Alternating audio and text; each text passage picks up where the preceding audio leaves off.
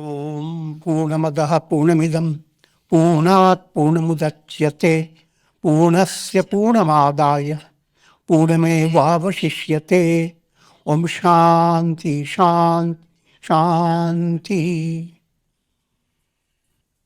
Om Brahmanandam Param Sukhadam Kevalam Jnana Murtim Dvandvatitam Gagana Sadrisham Tattvamasya Laksham Ekam Nityam Vimalamachalam Sarvadhi Sakshi Bhutam Bhavatitam Trigunarahitam Sadgurum Tam Namami. Om.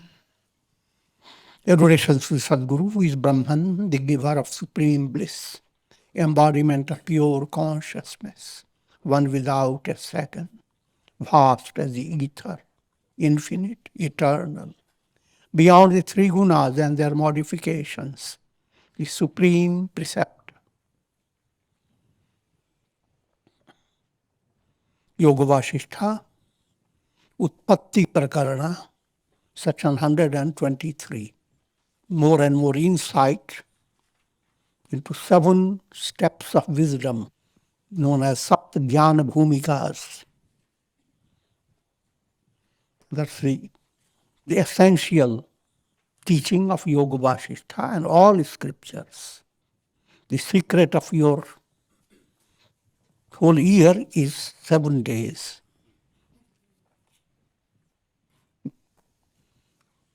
From Sunday to Saturday, that's all. Then it repeats.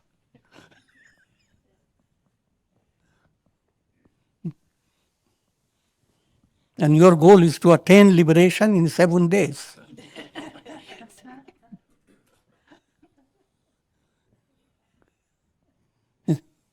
That point is brought out in Bhagavad Purana.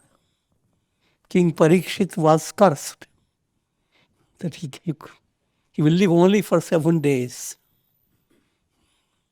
That's all allegorical. See, everyone is cursed.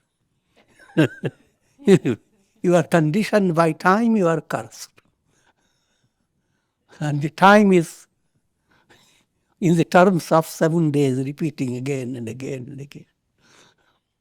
Within these 7 days, you have to make only 7 steps. 1, 2, 3, 4. So remember, those 7 steps are Shubhecha, first to develop aspiration. Don't live in a world of perspiration. Just suffering from misery, then getting out of it, then again getting into the state. Jumping back and forth.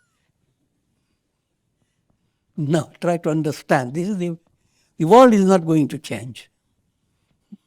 Even if you are allowed to live for hundreds of years, you'll find yourself empty. More shocked when you look at your body after 100 years. 150, can't even walk, you will become weak. I'm joking, but not yet joking. It's the reality of life. So aspiration. Turn your attention to the great privilege, the resources you have. Do not be miserly. Miserly means miserly people. They have lot of money buried, but they don't give attention to the money they have. They want to protect it. What you have already, don't want to spend it. That's called miserly way. You don't go after your resources. You turn to the world to help you. That miserly concept of yourself should not be there. When that has happened, then Shubhecha has started. The aspiration. We're living with a purpose. In this purposeful movement, you have already given you, reiterate certain things which are Kalgada Parinyaya, you hear again and again. You focus your attention on developing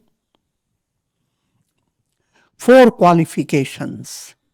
Vairagya, go on hammering over the mind, the transient nature of the world, and opening a window to let you see a higher goal, a goal where you will be free, you will become whole. The goal is to become whole, poured up.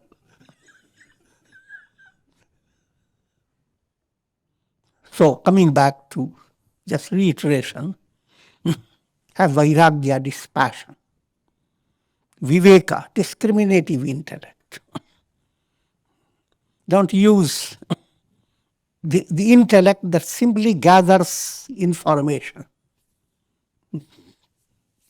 Humorous way I can say it is Google type intellect. Googling into so many resources and gather all resources. You say, how thankful. Old people, old generations didn't know that. Now I can know everything. I look at a star and I know how distant it is from this earth. I'm joking, but not yet joking. All that has its value in a different level, and that's not underestimated. But with all that, you are not really fulfilling the purpose of your life, because your understanding should be directed towards, who am I? Who are you? What's your goal? And are you moving in the right direction? And if you do, life becomes more and more delicious, more delightful. All this requires immense patience and immense spiritual involvement. Coming back again, those points, vivek, vairagya, dispassion, vivek, discriminative intellect. So don't go after distractions of your mind. The intellect that points out to the goal, that subtle intellect described like a tikshna buddhi, intellect described like a razor, chops the layers of illusions. That type of intellect called viveka buddhi, which ultimately becomes intuitional intellect, that allows you to realize, who am I? You are no longer conceptualizing it. You are realizing it. Related with that viveka and vairagya, shat sampat, 6 great qualities that must come in your daily life. Shama, serenity of mind. Highlight, allowing your mind to be in a serene state and develop a sense of a great inspiration, a sense of great joy, a sense of great achievement by allowing the mind to stay serene. Your mind should enjoy that project. If your mind is a bee, serenity is the honey. That again requires a lot of sustained teaching, and you allow your life to flow towards it. It is not hearing the news of what you are going to get, or remembering things that you have that make your intellect inflated, things you have done. That way your mind is developing addiction to stay without serenity. It's constantly going into the past, constantly going into the future. Serenity, calm, here and now, moving away from time, developing a strange mystic wing to tear the limitations of time and fly. That virtue is called serenity, Shama. It's one of these four gatekeepers of liberation. And then next comes Dhamma. Dhamma implies controlling your mind and senses. Following the illustration of the chariot, senses are your horses, mind is the reins, and intellect must be the driver, but not drunk intellect, drunk driver. It should be pure, purified intellect. So that practice must go on. That's called Dhamma. Controlling your mind and senses and being the master, not a slave. Shama, Dhamma, Uparati. Your rati means delight. But don't delight in a world that is perishable. Go up. Like up, go up.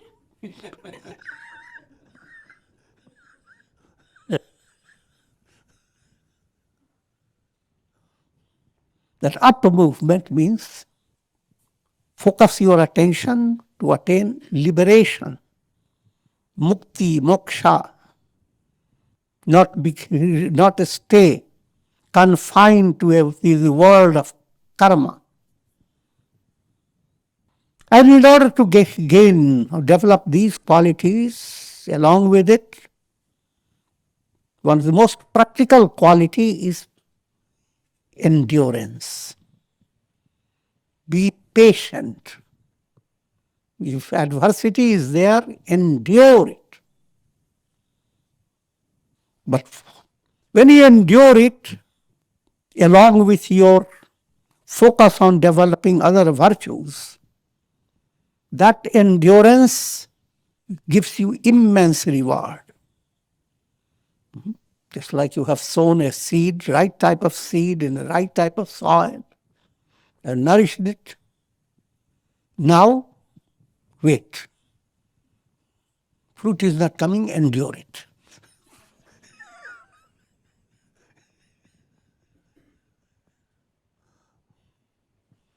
Don't develop. The result has to be immediate. So that type of mature wisdom has to enter.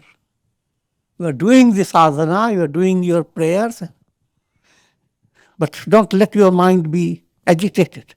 How is it I have not attained Kundalini awakening? It's not coming even to my heart. How is it I have not attained Samadhi? I must find another source.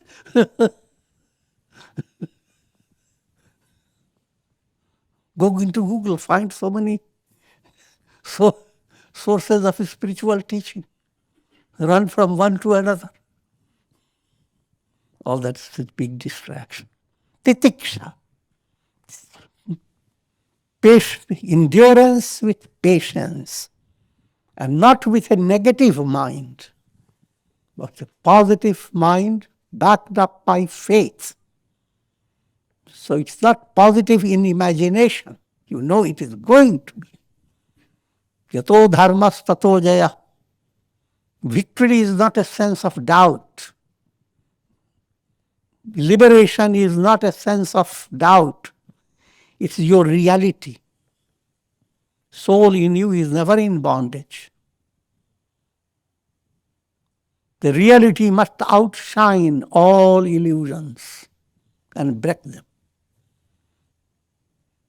So, waiting for that is a kind of a joyous quality.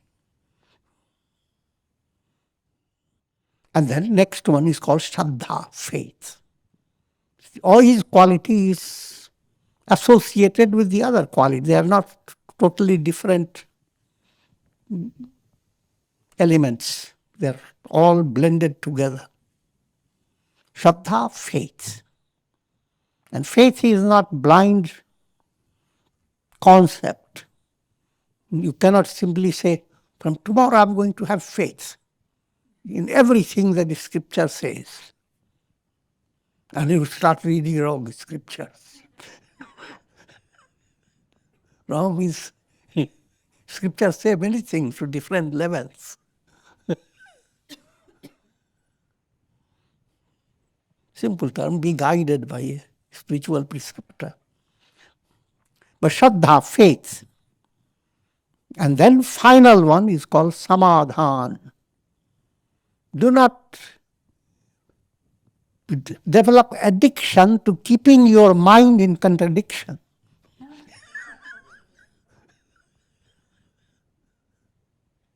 Must realize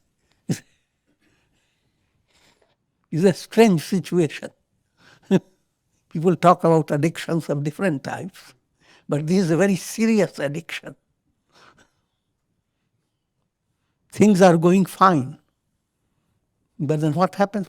People are bored. No news. TV is there, but don't hear the breaking of the news. I'm joking.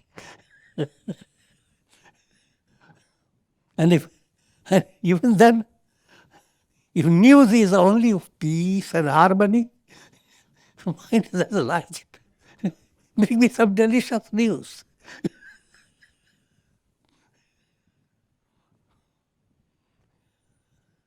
So mind looks for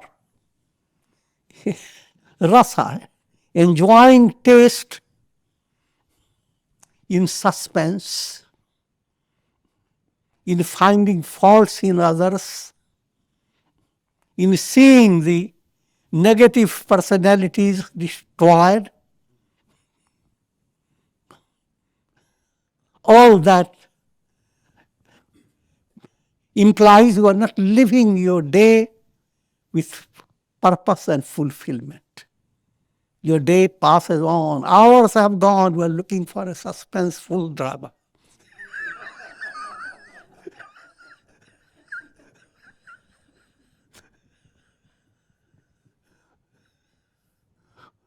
But that's not the only point.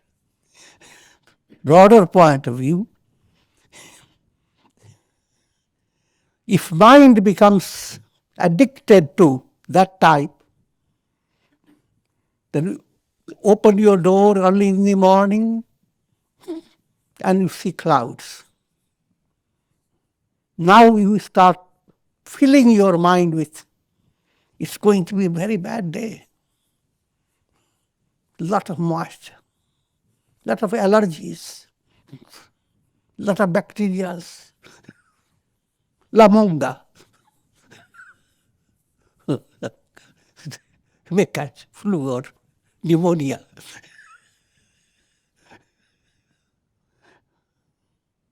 So no matter how the day is, breeze is blowing, you have your commentary over it. Sun shines, it's too much. So,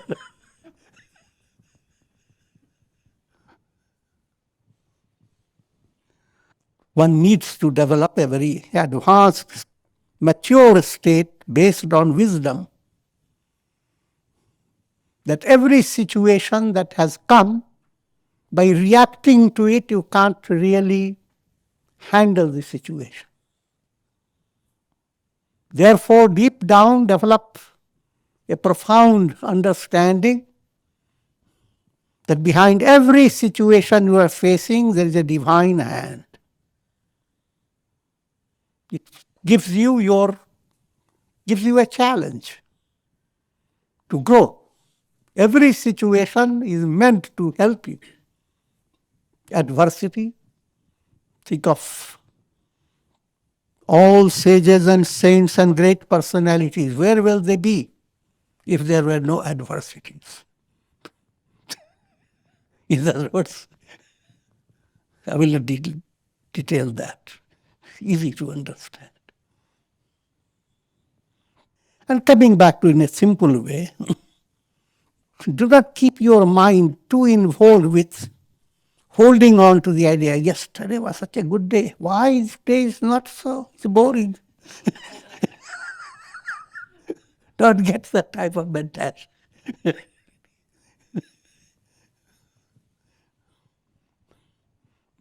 But turn in a mature way that and see what your resources are. How can you handle your life day by day with a positive mind?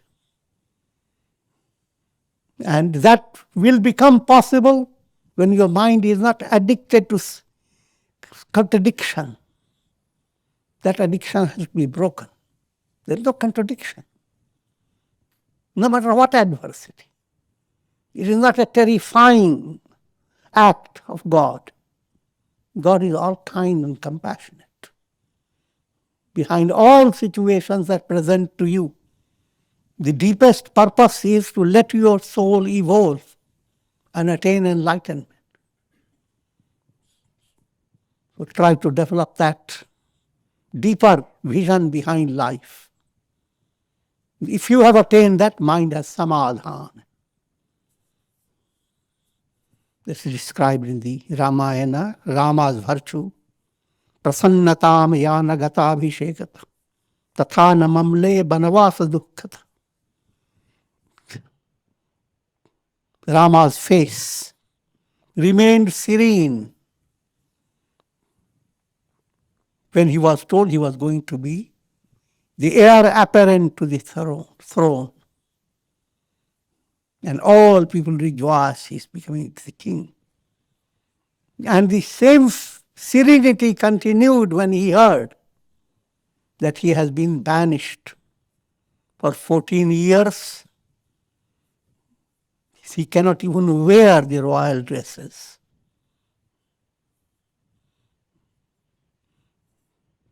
And face remains the same. Rather sparks up a little. I've been given a big great opportunity. So all these six together comes in one sixfold virtue. Shat Sampat, literally meaning sixfold wealth. Sampat is wealth. This is your money bag with 6 compartments. And the final one out of 4 is burning aspiration. Burning term is not to be viewed in a pathetic way. You are healthy, then you find a little fire burning in your stomach. You make the rats jump.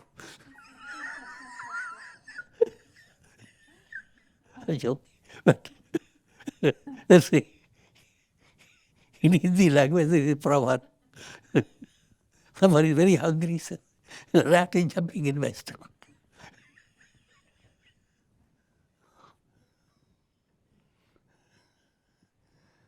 So that eager feeling that how happy will I be if I assimilate spiritual food and attain immortality. The whole project must have an inner source of inspiration and joy.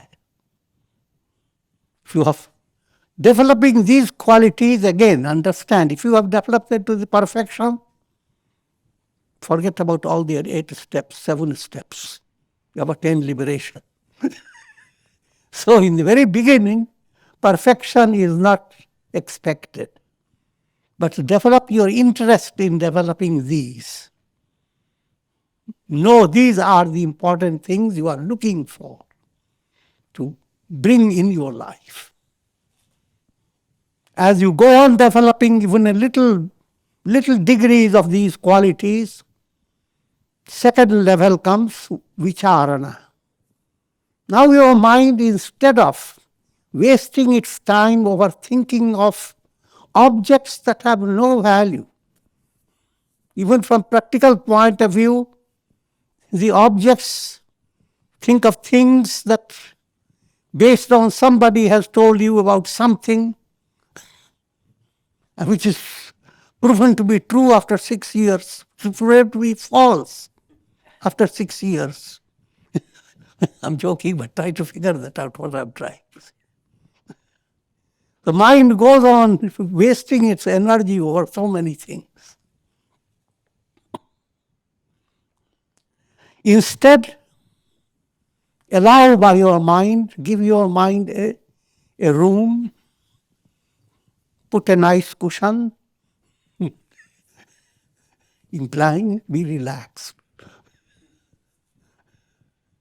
In that relaxed state, let your mind figure out, who am I?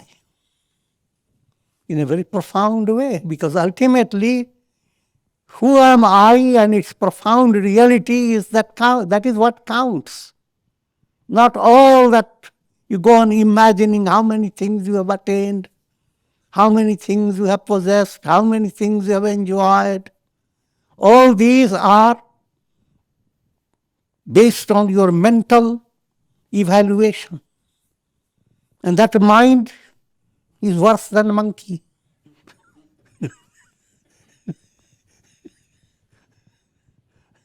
That mind is on the shaky ground. All its concepts are not realities. So I'm just giving you so many subtle points. So Vicharana is that level to figure out, not with imagination, but with clear insight. Who am I? What's the purpose behind the world? What's this world? And try to be mature. Your mind said, don't you know? You are seeing every day and you're smelling everything. That's the world. But don't be fooled by it. Because even though we are seeing, smelling, touching, try to understand these smell, touch, etc. That is not giving you the absolute reality. That's giving you some impressions. All animals have their senses. If your senses, your eyes were to develop a different dimension, you will be seeing totally different things. In other words, simple point, the world experienced by your senses is not the reality. It's real in relation to human beings. But human beings are not the absolute reality themselves. Now, in order to promote this Vicharana level, the reflection process, come into sadhana, Shravana, listening. That's what you are doing now. Then, having listened, manana, try to assimilate, figure it out. What have you listened to? See if your heart agrees with it. If it's not agreeing with it, chew the cud. What you have listened to, work for it. So listening, reflection, that's called manana. Nididhyasan. Now see what happens to your mind. When the mind is freed of illusions, then mind begins to flow towards the truth without your directing it. And promoting that state, that's called nididhyasan process. And the end result of nididhyasan is perfect revelation. Aham Brahmasmi, I am that am I. That's called sakshatkar. So all these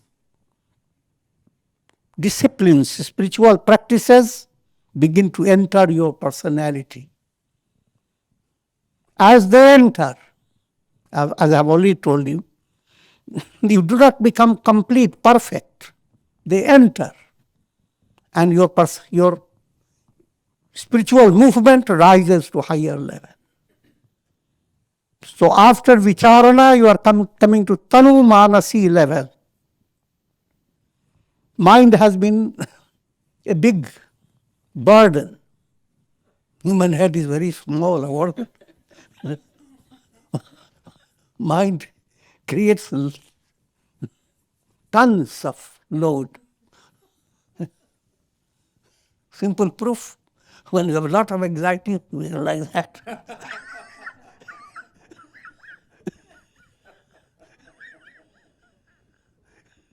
You are carrying a big burden.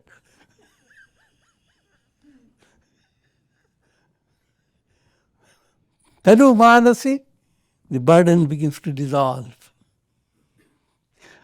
There's nothing too burdensome. Because all the burden, if at all, is being handled by divine plan in this cosmos. And we enjoy the great sense of relaxed freedom. And now going to deeper psychology behind it, it requires your vasanas, subtle impressions that operate through your subconscious. Those vasanas, they are the cause of bringing load over your mind. How to remove them? Removing them now goes into a deeper waters. You understand the difference between, first to know those vasanas which are negative. 5 factors make those vasanas blackish, negative. Klishta vasanas. Ignorance, egoism, attachment, hatred, fear of death. These pour into your unconscious constantly. But if you are pursuing the spiritual movement, the burden of ignorance, the force of ignorance is being reduced as you are gaining more and more insight into who am I. The force of ego is being reduced as you are again and again listening to the glory of humility. Force of raga, attachment, is reduced when you begin to understand the importance of vairagya. Why attached to perishable things, attached to God? And fear, constant fear. Fear of death is the central core of all fears. But any type of fear has a very damaging effect over your mind. So, as you pursue your spiritual sadhana, these begin to diminish.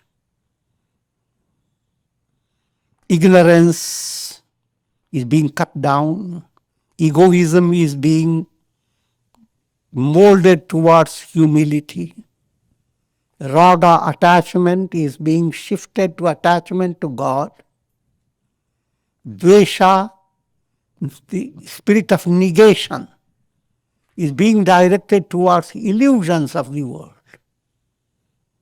not crude hatred, but negating, called neti, not this, not this. Understanding what is the illusion and moving away from it. That's how dvesha becomes sublimated into a mystic process of negation. Raga becomes sublimated into love of God.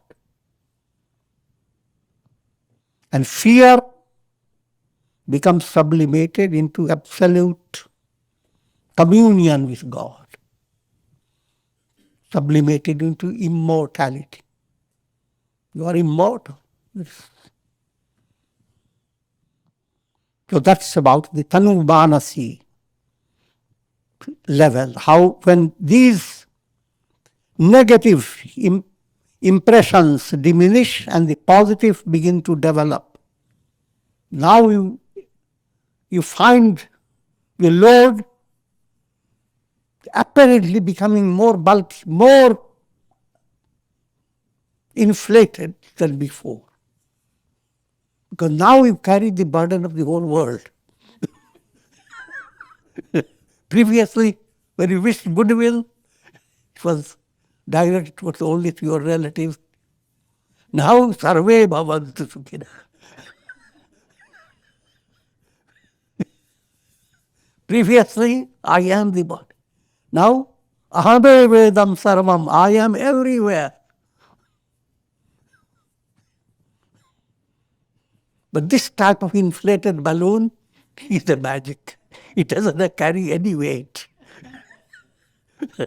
Rather allows you to have a fervor, a joyous head. When that state has come, that's called Sattvapatti. After Tanu Manasi, that's the state comes. You become enlightened. That, surprisingly, I have been reiterating so far. So, coming to the topic. When the vasanas are thinned out, the vision of a yogi becomes internalized. See, after Tanu Manasi, you are going into the Sattvapatti, the fourth. That's the state that gives you enlightenment. You become a Jivan Mukta the moment you have come to the fourth step. Any other step is just a natural process that automatically happens. When the vasanas are thinned out, the vision of a yogi becomes internalized. Because the term internal and external, these are allegorical terms. When you watch a cinema show, all that is happening in the show is externalized. Moving away from the show and seeing the screen, the process is internalized. Try to figure that out. And more scriptural terminology is what we have been talking about, bhava pratyaya. All you are experiencing is based on mental projections. And now your goal is develop that mind which sees all projections as unreality and becomes a revelation occurs to the mind. The absolute screen like Brahman alone exists. So the terminology is the presence of projection called bhava pratyaya. That's what every human being in a state of ignorance is confined to your mental projection.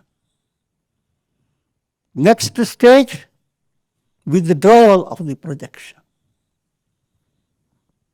Once the projection is withdrawn, that's pratyaya abhava. Pratyaya is projection, abhava, negation. Once that is happening, that's called internal movement. Nirodha. And that's a very big riddle for the aspirant to understand. Therefore, state of liberation is nowhere in the world of projection. Sit back and try to have a watch your cinema show and ask your mind, I'm going to look for the screen. As long as you are watching the cinema show, the screen will not show up. If it shows up, it is a false screen.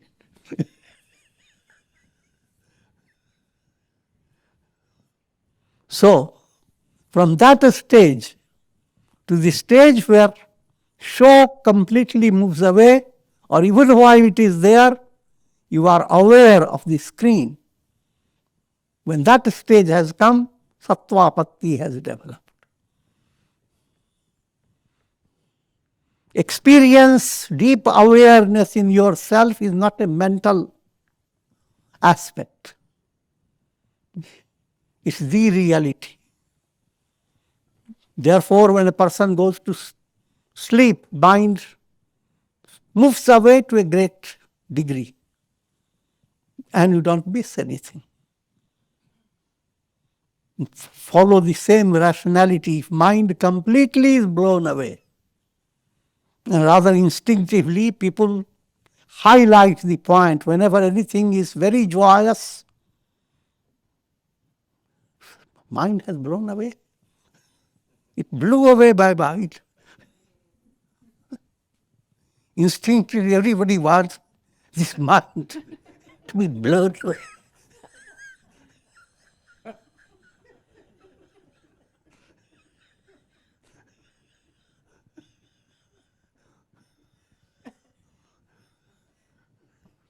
Profound philosophy enters in human life. That's a divine trick.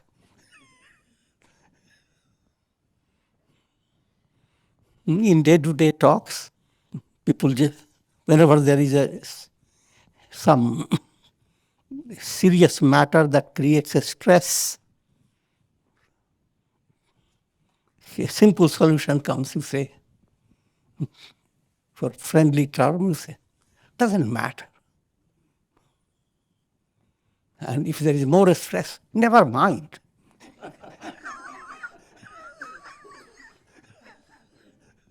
What you did? You spoke highest Vedanta. Matter doesn't matter. Matter doesn't exist. Nor does the mind. The mind and matter don't exist. All problems resolved.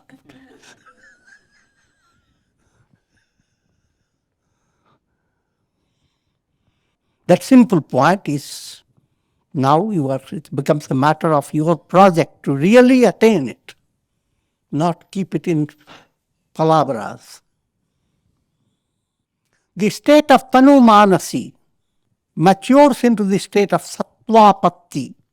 Sattva refers to absolute purity.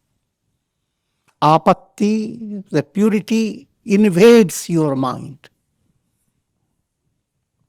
Think of cloud. Mind is like a cloud. It is obstructing the sun, as well as it is refracting the sunlight. So all human experiences are like living in a refracted light of the sun. The cloud is not allowing you to see the sun as it is. But Sattvapatti comes, the cloud is invaded by the rays of light in such a way that it is not refracting the sun, but glorifying the sun.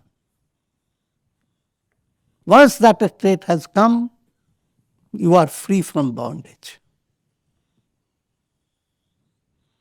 The state of Sattvapatti, a sage views the world with a vision that negates all the names and forms and discovers the underlying self behind all that exists. All is Brahman that becomes revealed to your understanding. And you continue your normal life without losing a deeper experience that's ever present in your heart. Now this state leads the enlightened soul to go into 3 more states, but they occur automatically. No effort is needed for that. and they are only details to understand from theoretical point of view. Your goal is only Sattvapatti. Everything else is just information, what happens. Now, in that level, in that way, fifth state is called Asamshakti.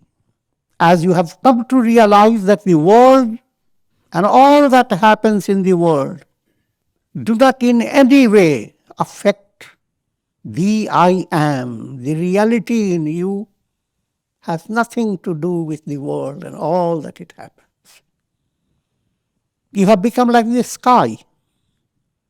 The sky has no insecurity. No matter how clouds come, not a single scratch stays in the sky. This is the same sky. When Rama was born, how did it look? When Krishna was born, and come down to present world. In the storyline, people describe this condition of the sky, etc., in relation to great personalities. When a personality was born, the sky was bright and the sun was rising and the moon was full, etc., etc. What I'm leading to understand all that. And again, there are negative descriptions. When big demons came, what happens to the sky? All blackness, all terrible sounds. But ask the sky, do you remember all that? Sky is untouched. Likewise, your real root consciousness in you is absolutely like the sky, that nothing can destroy it. And that's what you have to bring, your I matching up with your root consciousness. That's I. Nowhere else. But that movement from little I to the big I, that's a profound stage of a spiritual movement. That's this very advanced stage in all religions of the world. So when you are moving toward that sky-like state, then called Asamshakti, no matter how things happen, you will face them. Adversity will face. If allergies have started, you will sneeze. I'm joking, but facing the world means all challenges come in life. Outwardly, you will not find anything different. That's again a subtle point. People read in scripture, liberation is the great thing. They go to sages and they start seeing him sneezing, etc. That was the idea. Not a great thing. I didn't see him flying or putting his hand and suddenly creating flowers. I didn't see anything like that. And he says he's a Brahman.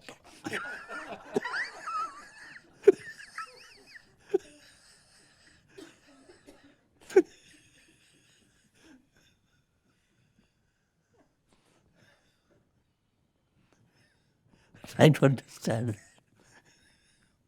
Outwardly, there is no sign that will amaze your eyes.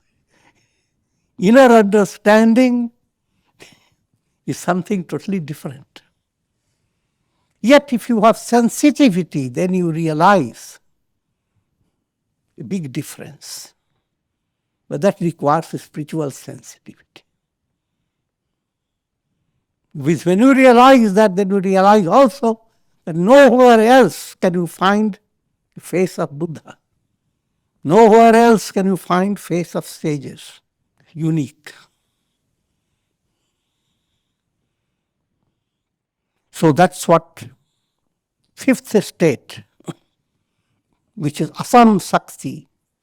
Inwardly, outwardly, a sage is busy, involved, but internally, absolute calm. To give you more detail, outwardly led by prarabdha karma.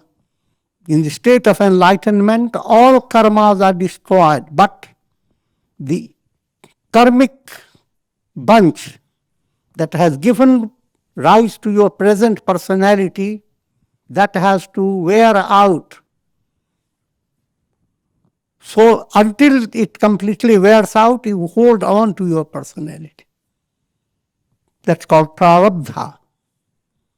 That prarabdha goes on operating no matter whichever way it operates. Internally, a sage is beyond it.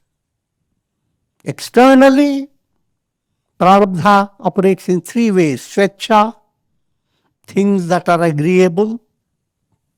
That's the way things happen. Swamiji. Padartha, sage, in his own mind has not gotten any project, but his disciples have got a lot of projects for him. That's called parecha. And then anicca. Anicca means something happens which nobody had expected. Christ was crucified. Mahatma Gandhi was shot dead. Many things can happen. You ask him, did you like it? Would you like to end like that? Sages would. It's anicca. Nobody wants that. But nevertheless, it happens. But to the realized state of consciousness, all this is external. Again, another point, when you hear about cross and hear how one has to stay untouched by it, it stirs your mind. But you do not realize everyone faces the same predicament. The body you have loved so much. One day it will say, no body with you. I'm joking. The body is not going to be with you. With all the nourishment you have given, one day the body moves away from you. You are crucified.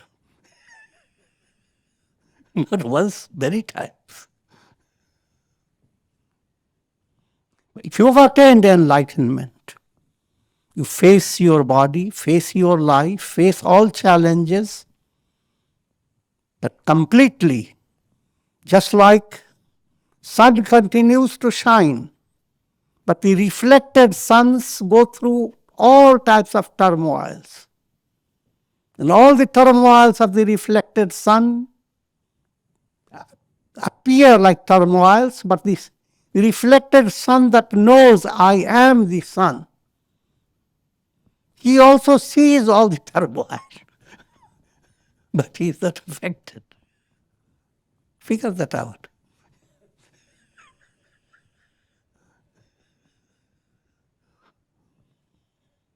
And this stage matures into Padartha Bhavana. Padartha Bhavana means as if you are in deep sleep. And its appearance to the masses, a childlike state, absolute child. The child doesn't know anything. You never call a child a wild child. It's a very joyous state.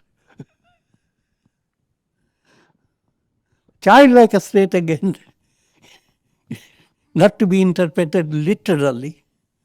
It means in spite of all things that happen in the world, the childlike softness, tenderness, and relaxation that never leaves the sage. And then in final, all this is transcended, no descriptions, called Turiya. And with this I'm going to conclude. Om Purnamadaha Purnamidam Purnat Purnamudachyate Purnasya Purnamadaya Purnameva Vashishyate. Om Shanti Shanti Shanti. Hari Om.